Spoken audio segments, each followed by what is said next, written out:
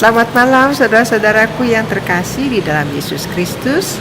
Kita bertemu kembali pada malam hari ini untuk mendengarkan sebagian dari firman Tuhan.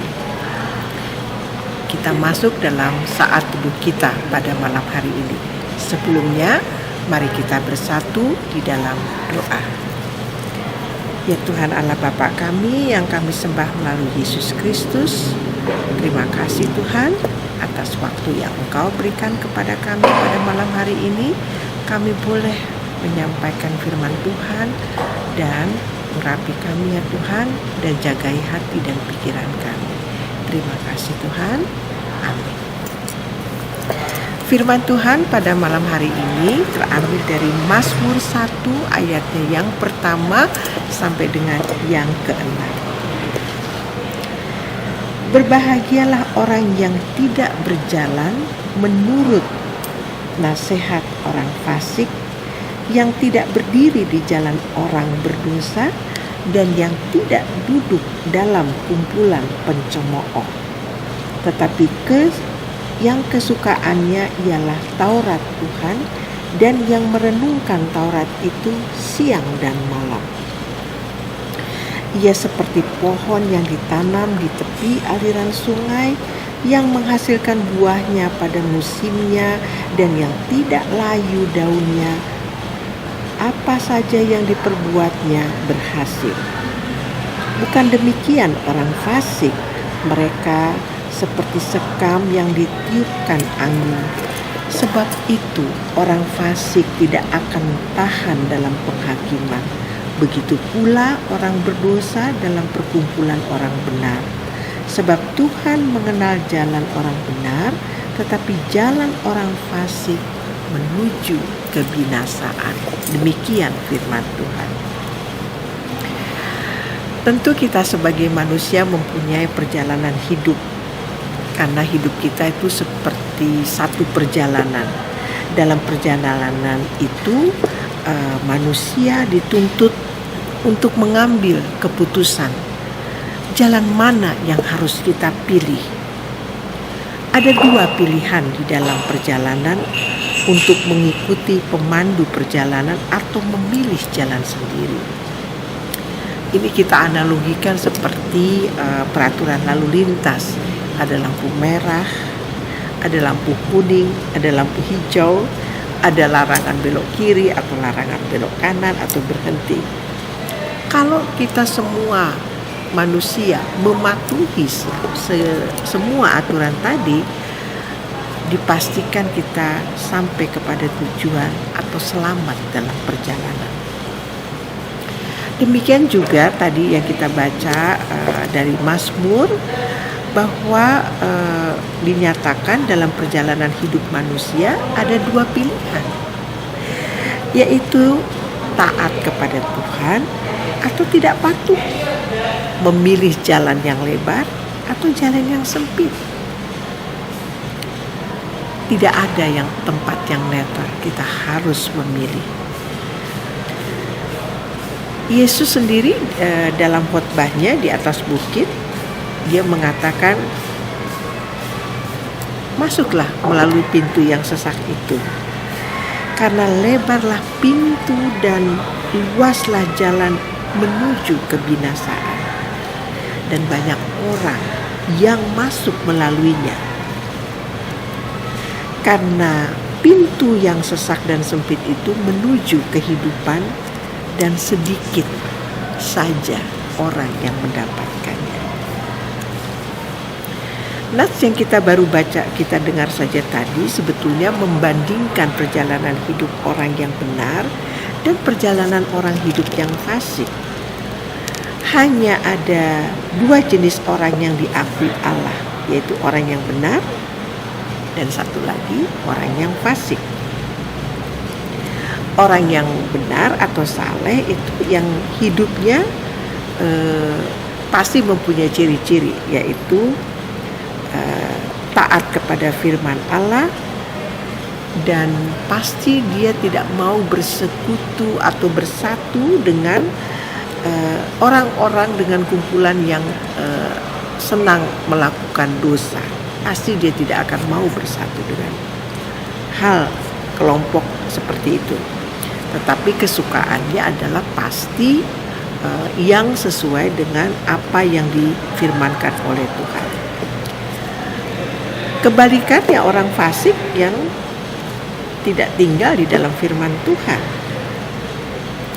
dan tidak melakukan apa yang diperintahkan Tuhan.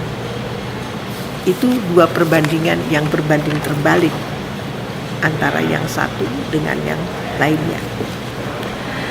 Tadi dikatakan bahwa hasil perjalanan hidup orang yang benar,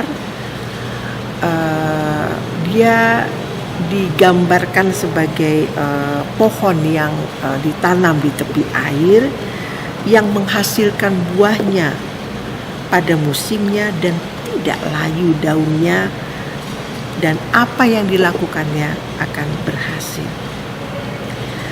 Orang yang mengikuti firman Tuhan tentu akan menerima sumber hidup yang tidak akan habisnya. Nah, kebalikannya adalah hidup orang fasik digambarkan seperti yang kita baca, seperti sekam yang ditiup angin. Ini kan sebagai gambaran berbagai kekuatan yang tidak mereka lihat, tetapi akan menghancurkan perjalanan hidup mereka, akan terlepas dari karunia Allah. Dan juga tidak akan tahan dalam penghakiman, dan dia kebalikan yang tadi, dia tidak akan tahan berkumpul dengan orang-orang yang benar, yang selalu mengikuti firman Tuhan. Jadi dia mencari chemistry yang cocok tentunya ya. Tidak ada orang fasik yang dapat bertahan saat Allah murka. Dengan demikian,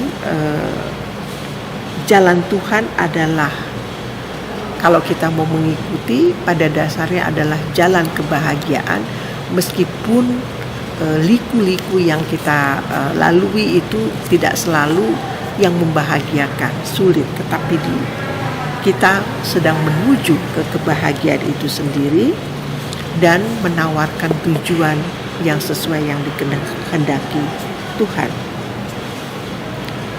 Ibarat orang yang kalau lagi mengadakan perjalanan jauh mengikuti rute yang benar, tentunya dia tidak mulus-mulus saja, tentu akan banyak tantangan.